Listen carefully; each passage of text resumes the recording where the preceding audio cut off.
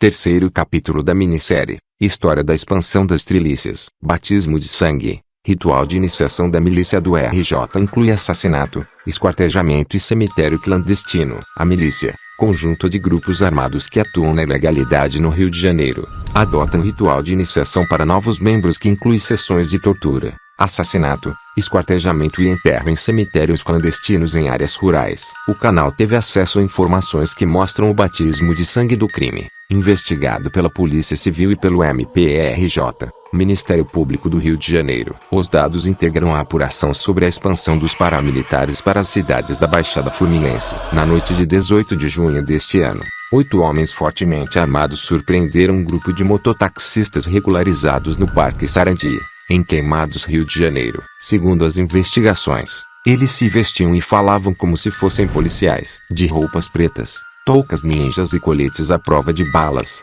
adotavam procedimentos semelhantes aos usados por agentes da lei. Em represália aos profissionais, que se negaram a seguir as determinações da organização criminosa, os milicianos depredaram as motocicletas do grupo. Em seguida, começaram a vasculhar a região para localizar 2 alvos. Invadiram uma casa e se identificaram como policiais para retirar um homem de lá algemado, sob o pretexto de que iriam levá-lo à delegacia da região, onde ele prestaria esclarecimentos. Ronaldo Cabral Alvares, que tinha 26 anos, foi acusado pelo grupo de ser usuário de drogas. Na outra abordagem, foram mais violentos. Arrastaram Márcio Wagner Alves, 49, a socos e pontapés. O motivo, segundo a milícia, ele teria furtado um pássaro de um integrante do grupo. Em 2 veículos, os milicianos rodaram cerca de 7 quilômetros por uma estrada de terra para chegar em um sítio abandonado. O local era usado como cemitério clandestino pelos paramilitares. Ronaldo foi morto com um tiro na cabeça. Segundo a Polícia Civil,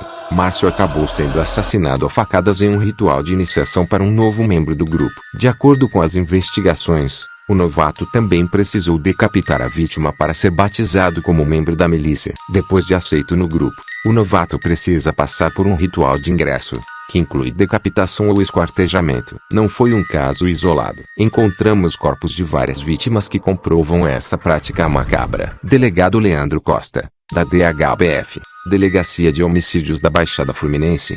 No dia seguinte, agentes da delegacia chegaram ao local do crime e prenderam 4 suspeitos. Na região, encontraram o facão usado pelos paramilitares, com vestígios de sangue, no porta-malas de um carro. Segundo a polícia, os corpos eram jogados em poços no cemitério clandestino da milícia. Em seguida, aterrados. Com auxílio de retroescavadeiras, a polícia identificou ossadas de pelo menos 15 desaparecidos. Mas há informação de que cerca de 50 vítimas da milícia foram enterradas lá. As buscas continuam.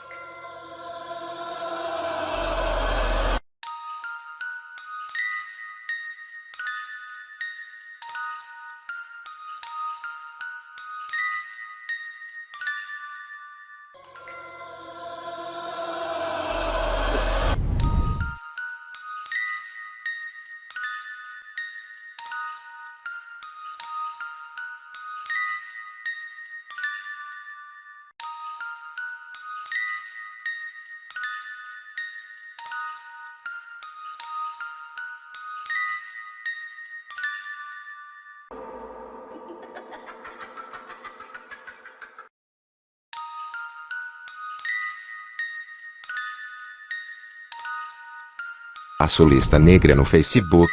Investigações apontam que o duplo homicídio foi cometido por um grupo conhecido como Os Sete, em referência aos integrantes do primeiro escalão da quadrilha. Ex-militar do Exército, Carlos Luciano Soares da Silva, conhecido como Macaco Louco, é suspeito de ter sido o mandante do crime. O Disque Denúncia oferece recompensa de R$ 1.000 por informações que indiquem o paradeiro dele. Ele é o miliciano mais violento e temido do grupo, diz Leandro Costa, delegado da DHBF. A quadrilha, que também explora os moradores de condomínios do programa habitacional Minha Casa Minha Vida, do governo federal, repete a mesma trajetória da milícia da zona oeste do Rio. Inicialmente, o combate ao tráfico de drogas servia como pretexto para agir. Entre 2016 e 2018, os mesmos criminosos integravam um grupo de extermínio conhecido como Caçadores de Ganso, em referência a uma gíria usada por policiais da capital para se referir a traficantes. Nesse período, o mais violento da quadrilha, eles usavam as redes sociais para divulgar listas de traficantes jurados de morte. Às vezes,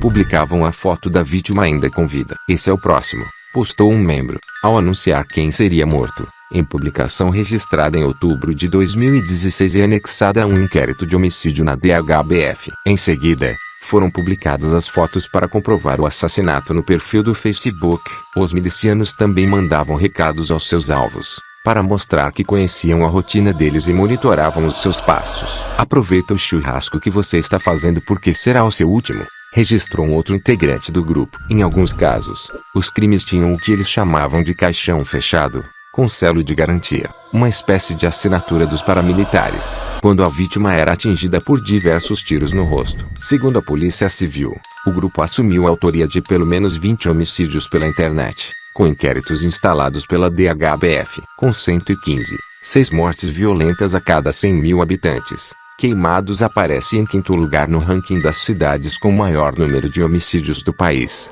segundo o Atlas da Violência de 2019. No ano passado, o município apareceu no topo da lista, de acordo com o relatório, elaborado em parceria entre o Instituto de Pesquisa Econômica, IP, e o Fórum Brasileiro de Segurança Pública com base em dados registrados em 2017. O alto índice de violência está relacionado à disputa por território entre milícia e tráfico. Segundo a Polícia Civil, pelo menos 100 pessoas foram executadas por milicianos nos últimos 2 anos.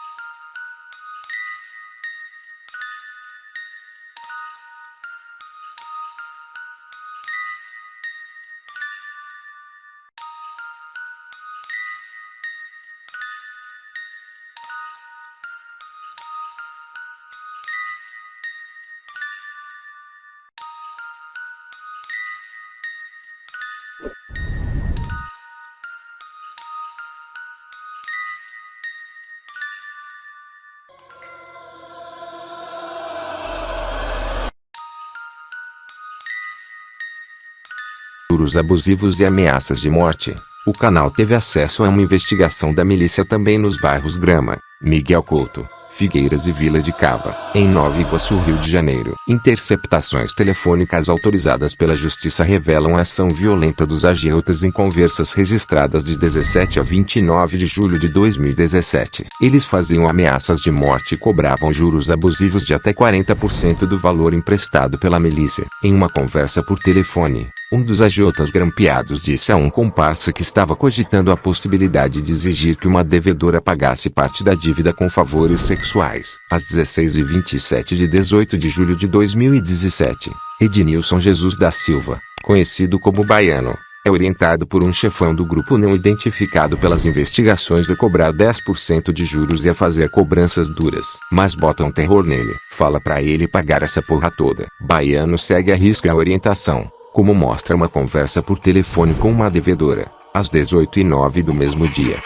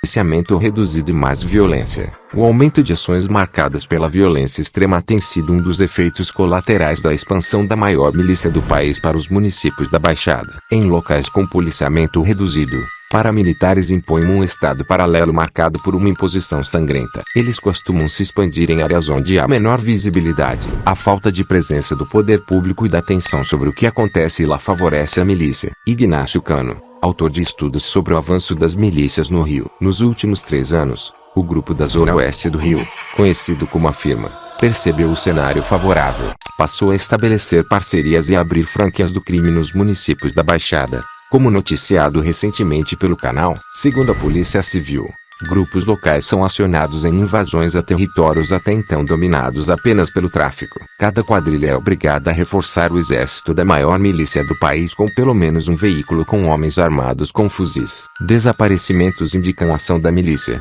Dizem especialistas, essa movimentação teve uma influência nos índices de criminalidade, apontam especialistas. De janeiro a novembro de 2017, no auge da expansão da milícia para a região, o ISPRJ, Instituto de Segurança Pública do Rio de Janeiro, registrou 1.784 crimes violentos letais intencionais nos municípios da Baixada, média superior a 5 mortes por dia. O índice, que leva em consideração as mortes em decorrência de homicídio, lesão corporal seguida de morte e latrocínio, roubo com vítima fatal, foi o maior registrado nos últimos anos. Em 2019, houve queda de 35%. Por outro lado, o ISPRJ registrou 1.165 desaparecimentos na Baixada de janeiro a novembro deste ano, alta de 15% em comparação ao mesmo período de 2017. Luiz Antônio Aires, promotor do MPRJ que atua em processos relacionados à milícia desde o seu surgimento, acredita que o aumento inicial dos homicídios é um efeito colateral da conquista do território.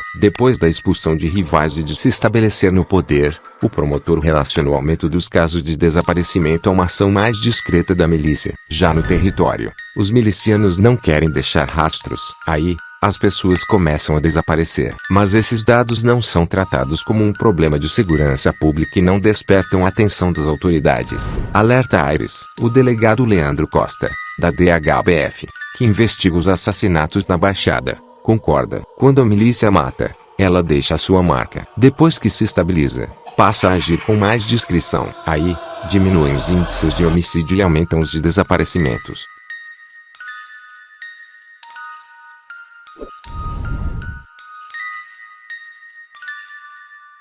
O olho de Tandeira. Em meio à expansão crescente dos paramilitares na Baixada, extorsões a grandes empresas, mortes autorizadas pelo Tribunal do Crime passaram a fazer parte da rotina dos grupos, indicam investigações da Polícia Civil. Nesse cenário, um homem é apontado como responsável pelas decisões da maior milícia do país, e controla as ações das francas e dos outros grupos, em uma hierarquia de poder. Danilo Dias Lima, o Tandeira, é o encarregado pelas alianças formadas na região e, segundo informações repassadas a investigadores, ele pode estar por trás do sumiço de 3 milicianos. Há 6 meses, os desaparecidos representavam um grupo de queimados que foi denunciado ao MPRJ. acusado de cobrar pela autorização de obras de saneamento de asfalto desde 2018. Essa quadrilha também estaria exigindo propina de R$300 mil mensais para autorizar a circulação de uma empresa de fornecimento de energia elétrica nos municípios de Seropédica e Itaguaí, Reduto de Tandera. Segundo as investigações, a mesma milícia ainda estaria cobrando pagamentos a um representante comercial encarregado de entregas de refrigerantes nos comércios. Quando descobriu que esse grupo tinha arrecadado R$1,7 milhão com extorsões, Tandera decidiu convocar uma reunião para cobrar pelo dinheiro arrecadado. Os milicianos de Queimados foram ao local e aceitaram repassar o valor. Mesmo assim, não houve acordo. No encontro, Tandera também questionou uma encomenda de fuzis feita pelo grupo, que queria tomar o território de Desafeto sem consultá-lo. Como eles se negaram a mudar de ideia e reafirmaram a intenção de expulsar milicianos rivais, Tandera teria ordenado a morte deles. Segundo a investigação, os corpos nunca foram encontrados, mas a Polícia Civil acredita que os cadáveres possam estar em um dos cemitérios clandestinos da milícia, em áreas rurais da Baixada. Nos últimos 6 meses, a Polícia Civil descobriu a existência de 3 locais usados para ocultar corpos daqueles que desafiaram as ordens impostas pelo poder paralelo da milícia.